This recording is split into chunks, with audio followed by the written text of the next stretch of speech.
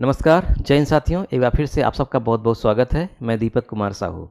2025 दुनिया का सबसे गर्म वर्ष होगा, ऐसा मौसम विभाग ने जानकारी दिया है, आगाह किया है, सचेत किया है। 2024 को सबसे गर्म वर्ष माना गया था, लेकिन उसका भी रिकॉर्ड तोड़ने वाली है 2025।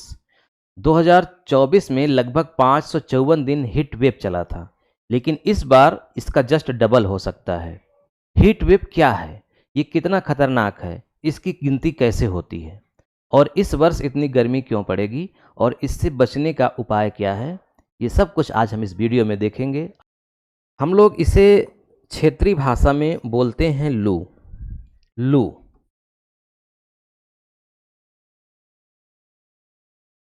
गांव में बोला जाता है कि बच्चा बाहर मत जाओ नहीं तो लू लग जाएगी। 12 बजे के बाद और 4 बजे के पहले यानी 12 से 4 के बीच में आमतौर पे लू चलती है और बाहर जाने पर शरीर झुलस जाती है, आदमी बीमार पड़ जाता है, डिहाइड्रेशन हो जाता है, समस्या हो जाती है।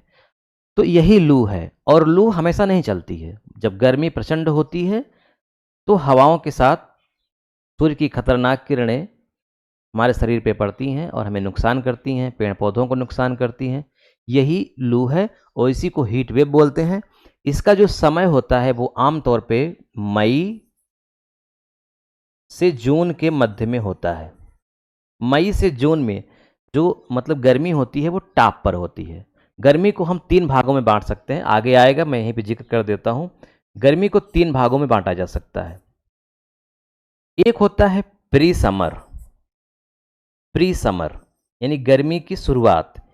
एक होती है पीक समर, पीक समर यानी कि जब गर्मी सबसे तेज होती है।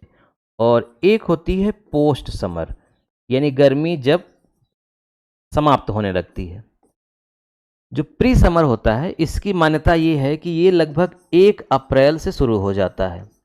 1 अप्रैल से 15 मई तक के समय को प्री समर बोलते हैं। इसमें गर्मी का क्रम बढ़ता हुआ रहता है और 15 मई तक पहुंचते पहुंचते गर्मी प्रचंड हो जाती है।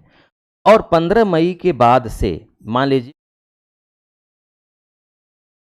कि 16 मई से लगभग 21-22 जून तक पीक समर होती है यानी प्रचंड गर्मी होती है और इसी समय में हीट वेव चलता है। पोस्ट समर आप इसको 22 जून कर सकते हैं यानी कि जब गर्मी प्रचंड से फिर हल्की होने लगती है यानी उतरता हुआ जब क्रम उसका होता है। और ये आप इसको पूरा जुलाई मान सकते हैं।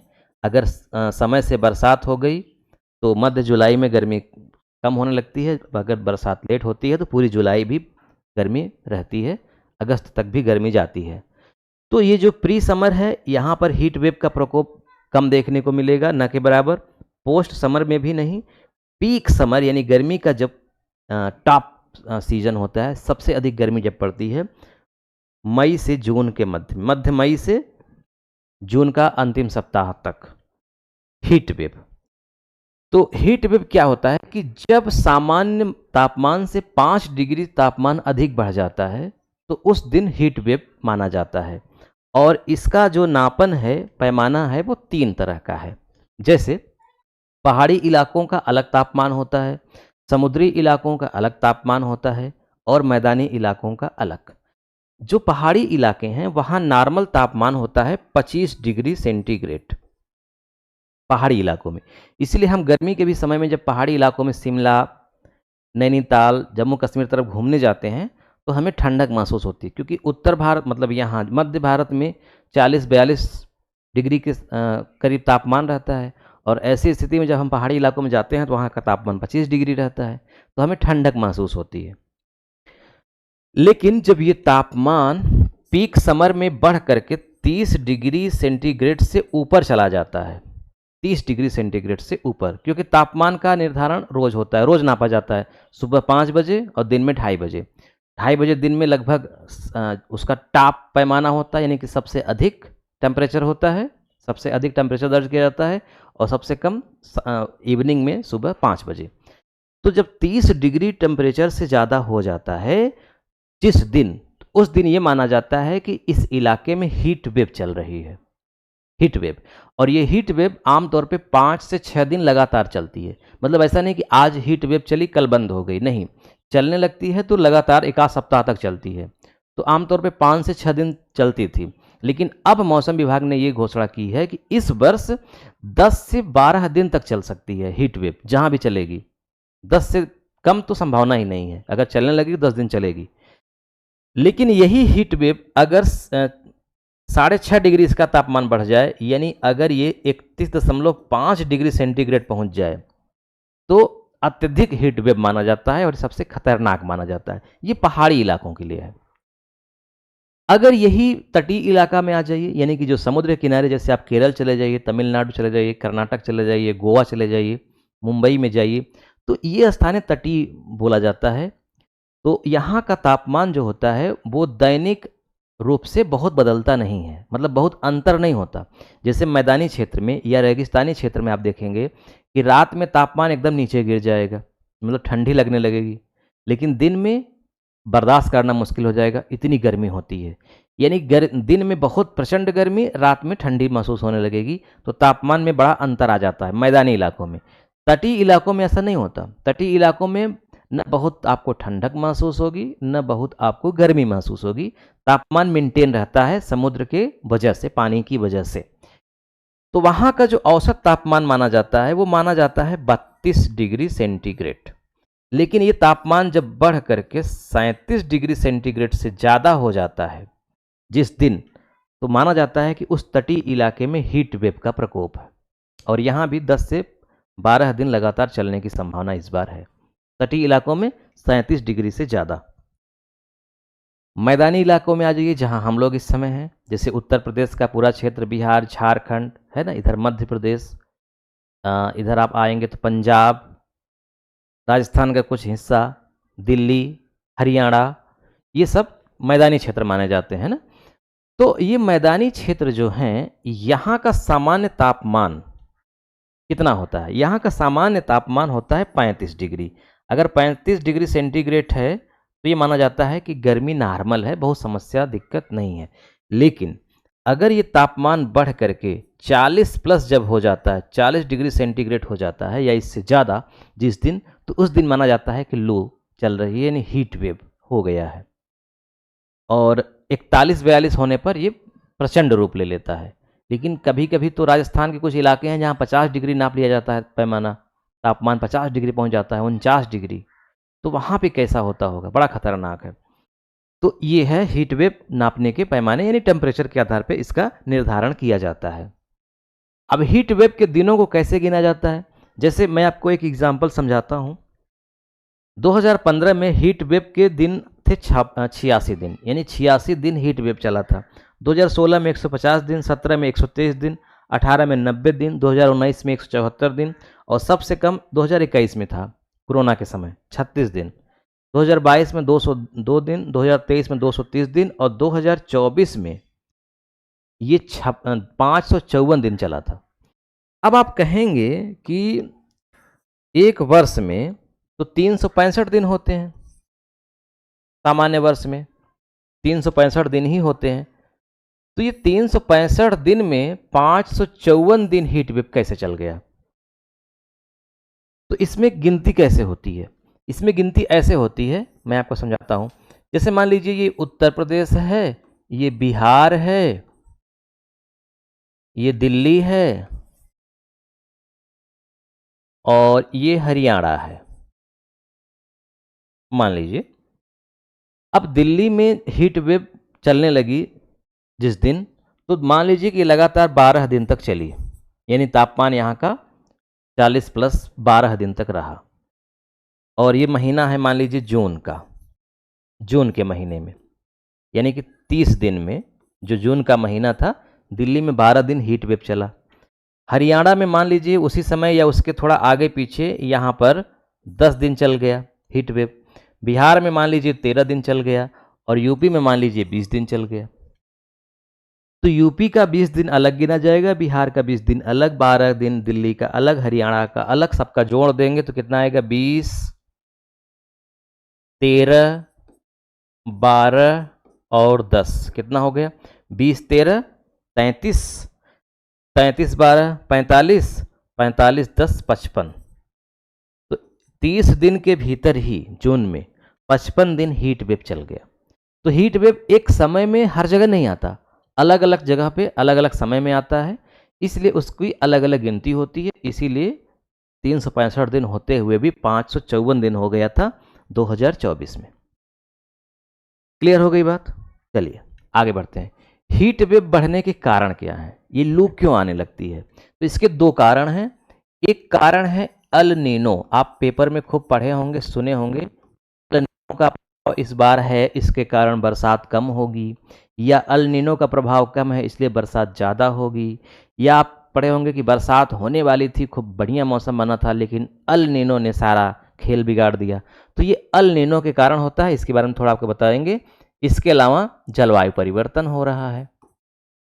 जलवायु परिवर्तन, देखिए अल नीनो क्या है? प्रशांत महासागर जो हमारे देश के पूर्व में है ना, जापान पूरा प्रशांत महासागर में है, यानी एशिया महाद्वीप के पूर्व में जो बहुत बड़ा महासागर है उसका क्या नाम है? प्रशांत महासागर। प्रशांत महासागर में एक विशेष क्षेत्र की जल राशि बहुत गर्म हो जाती है, यानी कि सामान्य से ज़्यादा जब वो गर्म हो जाती है तो उसकी लहरें चलने लगती हैं, तो उसी को अल नीनो कहा जाता है। और इसके कारण उस प्रशांत महासागर के पश्चिम में जो देश हैं वहाँ पे अल नीनो के प्रभाव के कारण मौसम का चक्र बिगड़ जाता है, बरसात नहीं होती या कम होती है, या बरसात देर से होती है।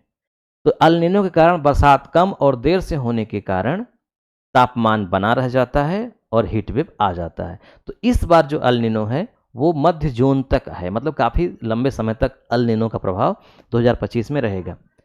और जलवायु परिवर्तन तो आप जान रहे हैं, ये तो बड़ी वैश्विक समस्या है। पेड़ वृक्ष काटे जा रहे हैं, मैदानी क्षेत्रों में 33% भाग पर पेड़ होने चाहिए, पहाड़ी इलाकों में और अधिक परसेंट पर भाग होने चाहिए, लेकिन बहुत कम है।